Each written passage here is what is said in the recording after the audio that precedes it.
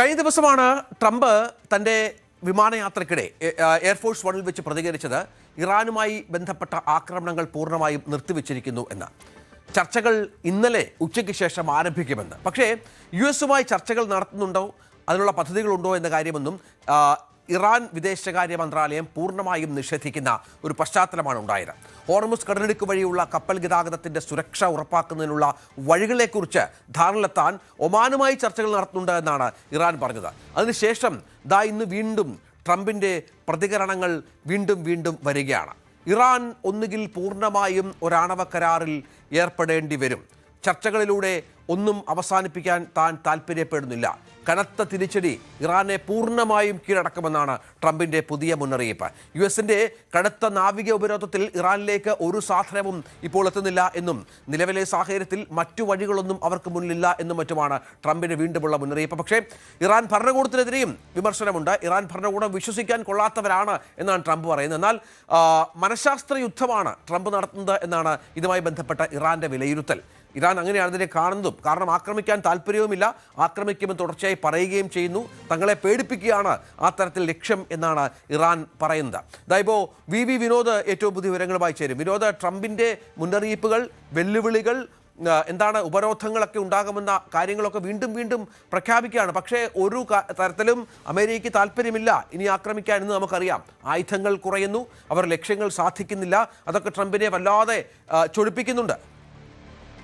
രഞ്ജിത്ത്, കഴിഞ്ഞ ദിവസം ചർച്ച തുടങ്ങും, തിങ്കളാഴ്ച ചർച്ച ആരംഭിക്കും എന്നാണ് ട്രംപിൻ്റെ പ്രഖ്യാപനം ഉണ്ടായത്. പക്ഷേ അതിന് മറുപടിയൊന്നോണം ഇറാൻ്റെ പ്രതികരണം ഉണ്ടായിരിക്കുന്നു. തങ്ങൾക്ക് അങ്ങനെ ഒരു ചർച്ചയെക്കുറിച്ച് അറിയില്ല, ആര് എവിടെ ചർച്ച നടത്തുന്നു എന്ന കാര്യമൊന്നും തങ്ങൾക്കറിയില്ല എന്ന ഒരു മറുപടിയാണ് ഇറാൻ്റെ ഭാഗത്ത് നിന്ന് ഔദ്യോഗികമായി ഉണ്ടായിരിക്കുന്നത്. മാത്രമല്ല ഇറാൻ പറയുന്നത് ഒമാനുമായും ചില ചർച്ചകൾ കുറച്ച് ദിവസങ്ങളായി നടക്കുന്നുണ്ട്. അത് ഹോർമൂസിൽ കപ്പൽ ഗതാഗതം അത് സുഗമമാക്കുന്നതിന് വേണ്ടി ഈ തീരം പങ്കിടുന്നത് ഒമാനും ഇറാനുമാണ് പ്രധാനമായും. അതുകൊണ്ട് തന്നെ ഈ രണ്ട് വശത്തുള്ള രാജ്യങ്ങൾ, ഹോർമൂസിന് ഇരുവശത്തുമുള്ള രാജ്യങ്ങൾ എന്ന നിലയ്ക്ക് അവിടെ എന്ത് സാധ്യമാകണം, അവിടുത്തെ വാണിജ്യവും ആയി ബന്ധപ്പെട്ടുള്ള യാത്രകൾ അത് തകരാറിലാകാൻ പാടില്ല. അതുകൊണ്ട് തന്നെ അവിടെ ഏത് തരത്തിൽ ക്രമീകരണങ്ങൾ ഏർപ്പെടുത്തണം എന്നത് സംബന്ധിച്ച് ഒമാനും ഇറാനുമായി ചർച്ച നടത്തുന്നുണ്ട്.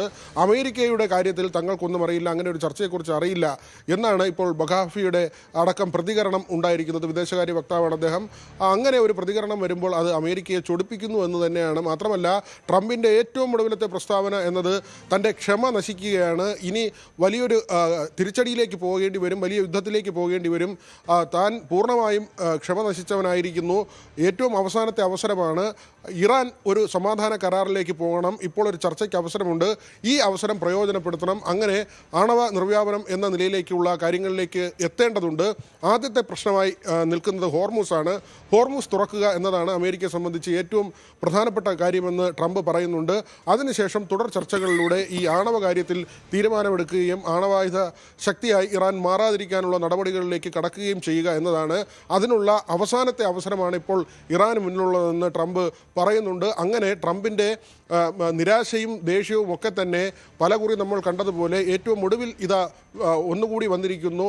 ഏതാണ്ട് ഒരു ഡസൻ തവണയിൽ ഏറെയെങ്കിലും ട്രംപ് ഇങ്ങനെ നിലപാട് മാറ്റിയിട്ടുണ്ട്. ഇറാനെ ആക്രമിക്കുമെന്ന് പറയും, പിന്നീട് ആക്രമിക്കാതിരിക്കും, വീണ്ടും ചെറിയ ആക്രമണങ്ങൾ പലയിടങ്ങളിലായി നടത്തും.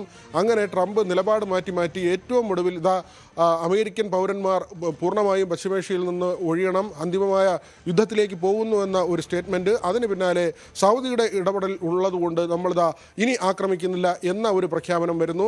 അതിനുശേഷം ഇപ്പോൾ ഇറാന് അവസാനത്തെ താക്കീതെന്ന നിലയിൽ മറ്റൊരു പ്രസ്താവന വരുന്നു. ഏറ്റവും ഒടുവിലത്തെ ചർച്ചയാണ്, ഇതിന് തയ്യാറായില്ലെങ്കിൽ ഇറാനെ നശിപ്പിക്കുമെന്ന ഭീഷണി. ഇറാനാകട്ടെ ഇതെല്ലാം തന്നെ പരിഹസിച്ച് കളയുന്നു, തമാശയായി കാണുന്നു എന്ന നിലയിൽ തന്നെയാണ് അവരുടെ പ്രതികരണങ്ങൾ കാണുമ്പോൾ മനസ്സിലാകുന്നത്. പക്ഷേ ഇതിൻ്റെ അപകടം ഇറാൻ തിരിച്ചറിയുന്നുണ്ട്. അമേരിക്കയുടേത് ഒരു മനഃശാസ്ത്രപരമായ നീക്കമാണ് എന്ന വിലയിരുത്തലുണ്ട്. മാത്രമല്ല അവിടെ ഈ പരമോന്നത നേതാവിനെ തിരഞ്ഞെടുക്കുന്ന സമിതിയുണ്ട്. ആ സമിതി അത് അവിടുത്തെ ഏറ്റവും പ്രധാനപ്പെട്ട ആളുകളാണ്. ആ സമിതിയുടെ ഒരു നിർദ്ദേശം ഇറാൻ ഭരണകൂടത്തിന് ഇപ്പോൾ നൽകിയിരിക്കുന്നത് അമേരിക്കയെ വിശ്വസിക്കരുത് എന്ന കാര്യമാണ്.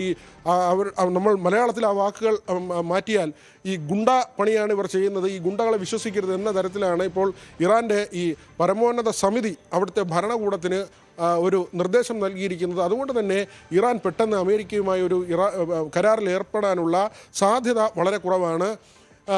ട്രംപിൻ്റെ തിരിച്ചടിയും ഉണ്ടായിരിക്കുന്നു. ഇറാൻ വിശ്വസിക്കാൻ കൊള്ളാത്തവരാണ്. അതായത് വാക്കുകൾ കൊണ്ടുള്ള പോരാട്ടം നടക്കുന്നുണ്ട്, സംഘർഷം നടക്കുന്നുണ്ട്. ഇതിനിടയിലാണ് സമാധാന കരാറിനെ കുറിച്ചുള്ള ചർച്ചകൾ. അത് ഒരു തരത്തിലും ഒരു തീരമണയുന്ന ലക്ഷണമില്ല. മാത്രമല്ല ഇസ്രായേൽ ആകട്ടെ ഗസയിലേക്ക്, നമ്മൾ അടുത്ത വാർത്ത അതാണ് ചർച്ച ചെയ്യാൻ പോകുന്നത് രഞ്ജിത്ത്. ഇസ്രായേലിന് ഒരു താല്പര്യമുണ്ട്. ഒക്ടോബറിൽ അവരുടെ പൊതു തിരഞ്ഞെടുപ്പ് വരികയാണ്.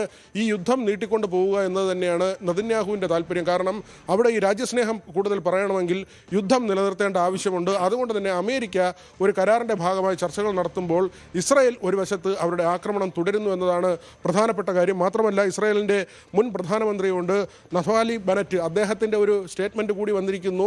ഇറാനേക്കാൾ വലിയ ശത്രു ഖത്തറാണ്, ഹമാസിന് വലിയ തോതിൽ പണമൊഴുക്കുന്നത് ഖത്തറാണ് എന്ന് ഇസ്രായേലിൻ്റെ മുൻ പ്രധാനമന്ത്രി പറയുമ്പോൾ അത് തിരഞ്ഞെടുപ്പ് രാഷ്ട്രീയം ലക്ഷ്യം വെച്ചുള്ളതാണെന്ന് വളരെ വ്യക്തമാണ്.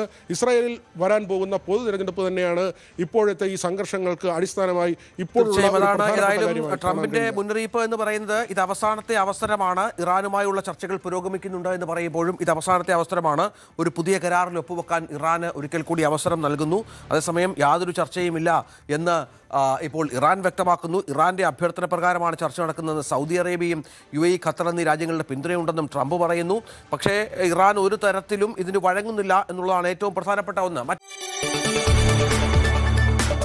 കൂടുതൽ വാർത്തകൾക്ക് News 18 Keralam YouTube channel subscribe ചെയ്യുക.